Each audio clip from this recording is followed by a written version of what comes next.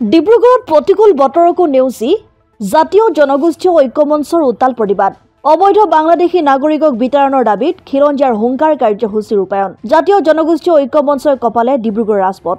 জিলাখনৰ সাহিত্য সভা ভৱনৰ পৰা জিলা আয়ুক্তৰ কাৰ্যালয়লৈকে এক বিশাল প্ৰতিবাদী সমদল বাহিৰ কৰে। এই প্ৰতিবাদী কাৰ্যসূচীয়ে ডিব্ৰুগড় আয়ুক্তৰ কাৰ্যালয়ৰ প্ৰাংগণত আকাশ বতাহ কঁপাই তোলে। অসমত অবৈধভাৱে সংস্থাপিত হৈ থকা বাংলাদেশী নাগৰিকসকলক চিনাক্ত কৰি বিতৰণৰ ব্যৱস্থা কৰা, বিদ্যুৎ মাচুল হ্ৰাস কৰা আৰু স্মাৰ্ট মিটাৰ সংস্থাপনৰ বাবে চৰকাৰে গ্ৰহণ কৰা সিদ্ধান্ত শীঘ্ৰে বাতিল কৰা, অসমৰ ভূমি নীতিৰ সংস্কাৰ সাধন কৰা, ডিব্ৰুগড় জিলাৰ জনসাধাৰণৰ জীৱন আৰু সম্পত্তিৰ নিৰাপত্তা অনিশ্চিত কৰি তোলা ভয়ংকৰ গৰাখহনীয়া সমস্যা সমাধানৰ তৎকালীন ব্যৱস্থা গ্ৰহণ কৰাৰ উপৰি ব্ৰহ্মপুত্ৰ নদীয়ে সৃষ্টি কৰা প্ৰবল গৰাখহনীয়াৰ প্ৰতিৰোধৰ যাৱতীয় ফলপ্ৰসূ ব্যৱস্থা তৎকালে গ্ৰহণ কৰা, অসমৰ বান সমস্যা ৰাষ্ট্ৰীয় সমস্যা হিচাপে গণ্য কৰি স্থায়ী সমাধান কৰা, ডিব্ৰুগড় নগৰকে ধৰি জিলাখনৰ বিভিন্ন স্থানত অবৈধভাৱে প্ৰচলিত হৈ থকা গুটখা তথা সকলো ধৰণৰ নিচাযুক্ত দ্ৰব্যৰ ব্যৱসায় তৎকালে বন্ধ কৰা, অসমত অসমীয়া ভাষাক ৰাজ্য ভাষা হিচাপে পূৰ্ণ প্ৰয়োগৰ ব্যৱস্থা কৰক আৰু 24 অক্টোবৰৰ দিনটো ৰাজ্য ভাষা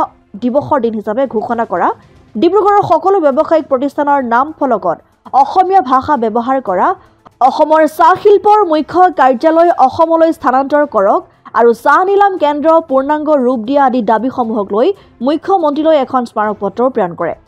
এখন হিমন্ত বিশ্ব শৰ্মা চৰকাৰখনে জনহিতৈষী এখন চৰকাৰ পুনৰ প্ৰমাণ হৈছে। স্মাৰ্ট মিটাৰ জৰিয়তে অসমৰ জনসাধাৰণৰ পইচাখিনি যিধৰণে তেওঁ লুণ্ঠন কৰিছে, অসমৰ সৰ্বসাধাৰণ ৰাইজৰ যি কেঁচা ঘামক পানী কৰি যি কষ্ট উপাৰ্জন কৰা পইচাখিনি এখন চৰকাৰে যিধৰণে লুণ্ঠন কৰিছে, তাত আজি প্ৰতিবাদস্থলীৰ পৰা তীব্ৰ ভাষাৰে আমি গৰিহণা দিছোঁ। আৰু এই চৰকাৰখনৰ দিনত খিলঞ্জীয়া জনসাধাৰণৰ প্ৰতি দায়বদ্ধতা নহয় পুনৰ প্ৰমাণ কৰিছে। আজি এই চৰকাৰখনে খিলঞ্জীয়া জনসাধাৰণৰ থলুৱা জনসাধাৰণৰ সমস্যাখিনি সমাধানৰ ক্ষেত্ৰত আগ্ৰহী নহয়, তেওঁলোকে মাত্ৰ বহিৰাগত বৰপিয়াখন পাৰি দিছে।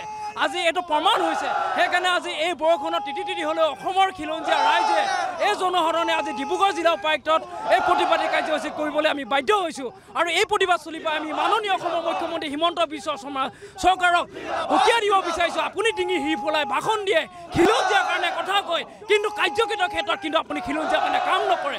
আপুনি বাংলাদেশীৰ কাৰণে কাম কৰে, আপুনি উত্তৰ ভাৰতীয় লোকসকলৰ কাৰণে কাম কৰে, খিলঞ্জীয়াসকলৰ মাটি বাৰীৰ ক্ষেত্ৰত কিন্তু আপুনি কোনোদিন কাম নকৰে।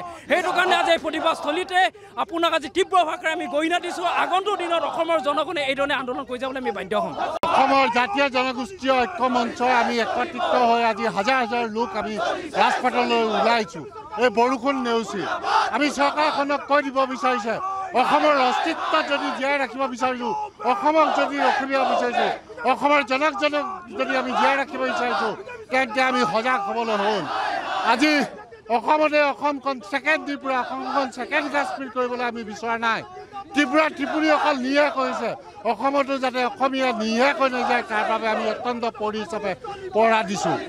আমি স্মাৰ্ট মিটাৰ কথা ক'ব বিচাৰিছোঁ। স্মাৰ্ট মিটাৰ অসমৰ জনগণে বিচৰা নাই, তেন্তে ৰাজ্য চৰকাৰে কিয় বিচাৰিছে?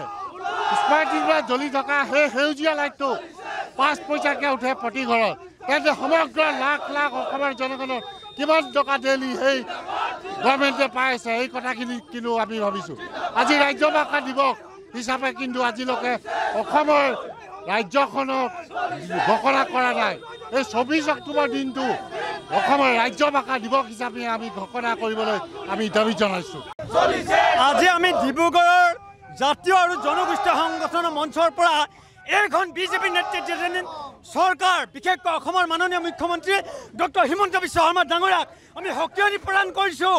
তেখেত এগৰাকী আচলতে বহিৰাগতৰ ৰক্ষক, বহিৰাগতৰ হৈ তেখেতে বাৰে বাৰে ওকালতি কৰি আমাৰ খিলঞ্জীয়াসকলক চূড়ান্তভাৱে প্ৰতাৰণা কৰিছে।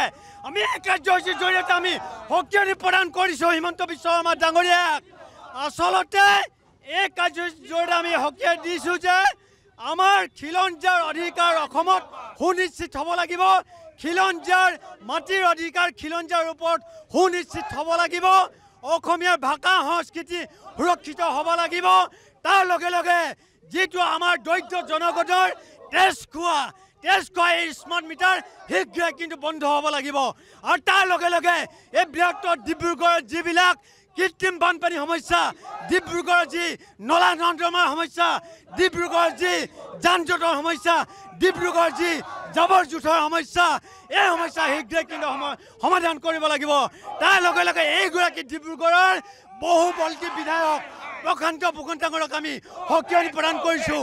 প্ৰতিটো ক্ষেত্ৰত তেখেতে আচলতে তুলুঙা মন্তব্য কৰি বৃহত্তৰ ডিব্ৰুগড় ৰাইজক তেখেতে চূড়ান্তভাৱে প্ৰতাৰণা কৰিছে। এই কাৰ্যসূচীৰ জৰিয়তে বিজেপি চৰকাৰক আমি সকিয়নি প্ৰদান কৰিছোঁ। যদিহে শীঘ্ৰে এই সমস্যাকেইটা সমাধান নকৰে, আগন্তুক অসম বিধানসভা নিৰ্বাচনত 2026 চনৰ পূৰ্বে এই অসমৰ পৰা বিজেপিক আমি পুলিয়ে পোখাই উঘালিবৰ কাৰণে কিন্তু আমি প্ৰস্তুত। অসম আদিত্য, ডিব্ৰুগড়। NKS হুণ্ডাইলৈ স্বাগতম। নৰ্থ ইষ্টৰ প্ৰথম GDSI 2.0 ফিচাৰ্ছ ডিলাৰ হৈছে NKS হুণ্ডাই। অত্যাধুনিক সা সুবিধাৰে তৈয়াৰী মষ্ট আপডেটেড হুণ্ডাই ডিলাৰ এতিয়া ডিব্ৰুগড়ত। আমাৰ NKS হুণ্ডাই ডিলাৰত open sales consulted room, customer ৰুমৰ লগতে পুৰণি গাড়ীৰ এক্সচেঞ্জ ফেচিলিটিও ৰখা হৈছে। ইয়াত চেলছৰ লগতে ছাৰ্ভিচ ছেক্টৰৰ সুন্দৰ সুবিধা আছে। প্ৰয়োজনীয় সকলো এডভান্স টুলছ, হুইল বেলেঞ্চিং, এলাইনমেণ্টৰ অত্যাধুনিক machine, post hydraulic lift, fully ট্ৰেইনমেণ্ট পাৱাৰৰ লগতে nitrogen gas filling facility, fully automatic car ৱাছৰ ফেচিলিটিও আছে।